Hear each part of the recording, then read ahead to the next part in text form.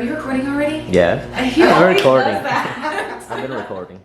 Hi, you guys. My name is Erika. I'm the Director of Alumni. And I'm Jennifer, Director of Alumni at Evolutions Treatment Center.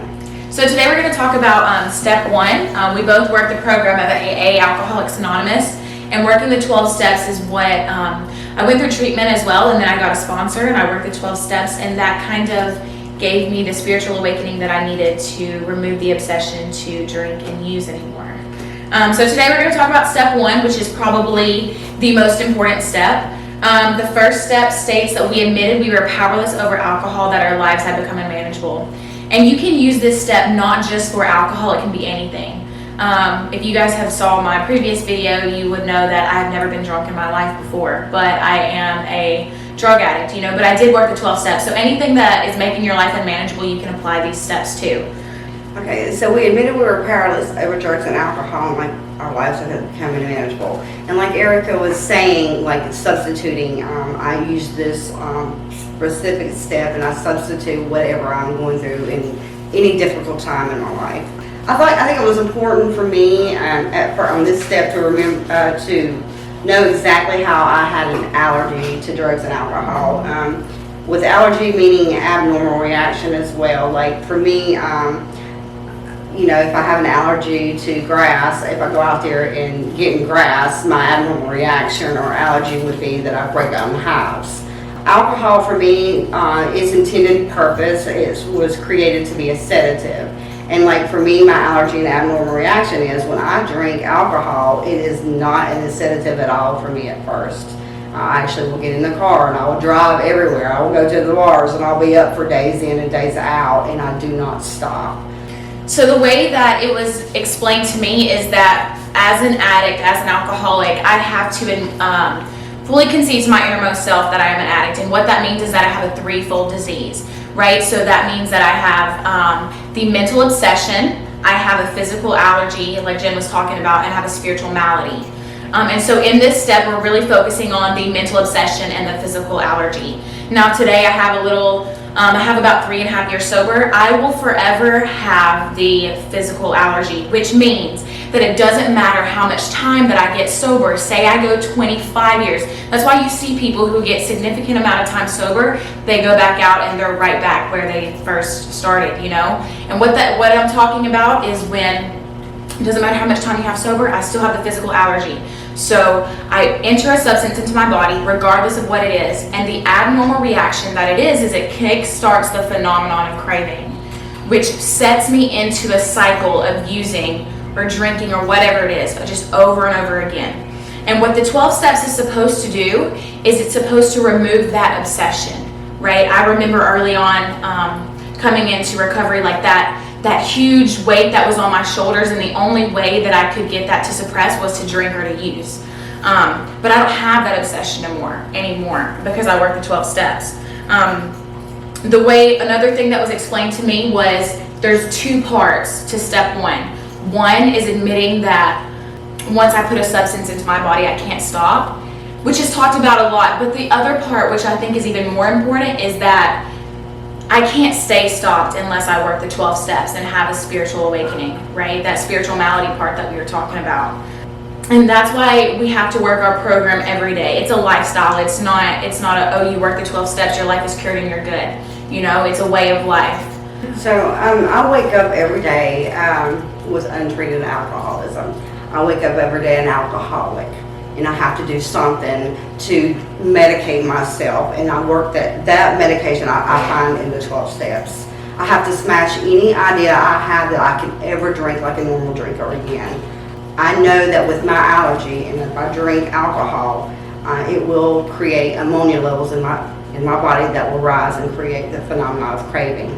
So for me, each and every day, I have to thoroughly work this first step to the best of my thoroughly and honestly each and every day, because it is a foundation step.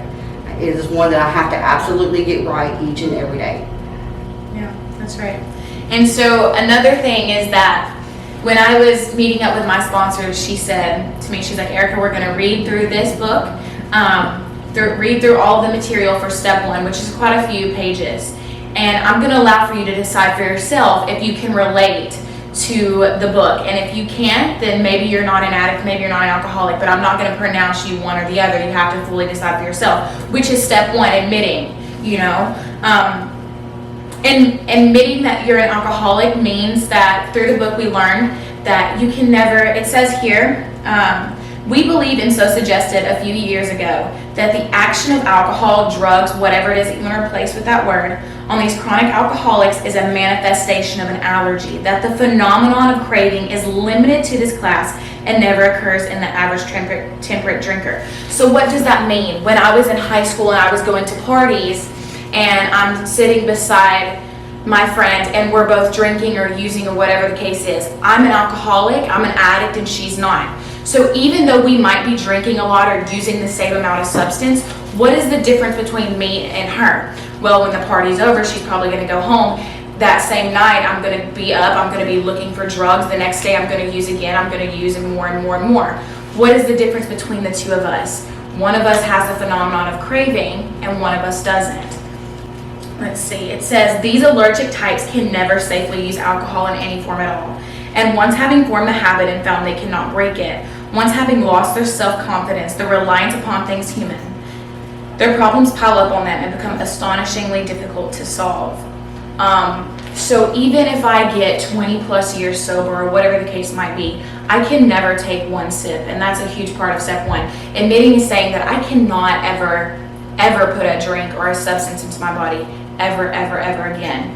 And I'm okay with that today. Early on in the beginning, it was, oh, are you sure I can't smoke weed? Weed isn't a problem. But as I work the 12 steps and staying in the middle of the program, I can't use any substances, because I'm different. I'm an addict, right? So I think that I'm going to be able to take one sip or to take one hit from a blunt and be okay, but I'm not, because the phenomenon of craving will develop.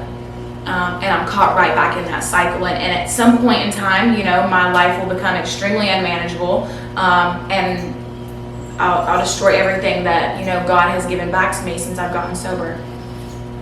So it's very important that you get a sponsor and work the 12 steps. I thought that I could just read a book and do this all by myself, but I've realized that my best thinking got me into treatment. So it's very important that when you do this, you get a sponsor who will sit down with you and read with you and work with you on a regular basis. That's right. And when you're picking a sponsor, I know that for me, I wanted to find the person.